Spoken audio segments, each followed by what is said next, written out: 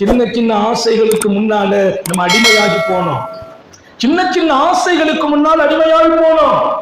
நம்ம நல்லா ஆகுவதற்கு நம்ம நண்பர்கள் எல்லாம் ரெண்டாவது தான் நம்மை அந்த இடத்தை விட்டு கெடுப்பாங்க. நம்ம கெட்டு போவதற்கு நண்பர்களும் காரணம், அவங்க எல்லாம் ரெண்டாவது. சுற்றுப்புற சூழல் காரணம், அது மூணாவது. நம்ம கெட்டு போவதற்கு முதல்ல ஆசைப்படுறது நண்பர்கள் இல்லை, சுற்றுப்புற சூழல் இல்லை, நம்ம கூட இருக்கிற நம்ம நப்சு, நம்ம ஆன்மா. நான் கெட்டு போகணும்னு அதை நினைக்கும். நான் இடம் கொடுக்காத ஒரு வாழ்க்கை. சர்க்கார் ஆலம் ஸல்லல்லாஹு அலைஹி வஸல்லம் சஹாபிகளை தன் முன்னால் வைத்து நடத்திய பாடம், அவர்களின் உள்ளத்தை அழகுபடுத்திய பாடம்.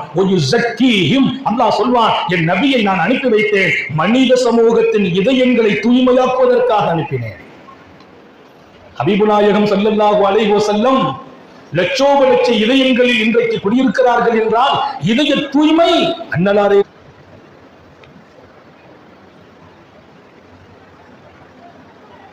என்னுடைய வாழ்க்கையின் அழகை எடுப்பதற்கும் நல்ல பெயரை தூரமாக்குவதற்கும் அல்லாஹ் எனக்கு கொடுக்க நினைக்கிற கண்ணியத்தை குறைப்பதற்கும் மூணாவது ஒரு ஆளுக்கு அவ்வளவு சீக்கிரமா அல்லாஹ் அனுமதி கொடுக்கிறது இல்லை. அந்த அனுமதியை துணிஞ்சு எடுக்கிற சக்தி நம்ம ஆன்மாவுக்கு இருக்கிறது. என் அழகை கெடுப்பதற்கு என் தாய் அல்ல, கல்பன் அல்ல, என் சுற்றுப்புற சூழல் அல்ல, பணம் அல்ல, காசு அல்ல, கைபோன் அல்ல, இது எல்லாமே அழகை கெடுக்கும். இதெல்லாம் மூணாவது இடம். முதல் இடம் என்னுடன் இருக்கும் என் ஆன்மா.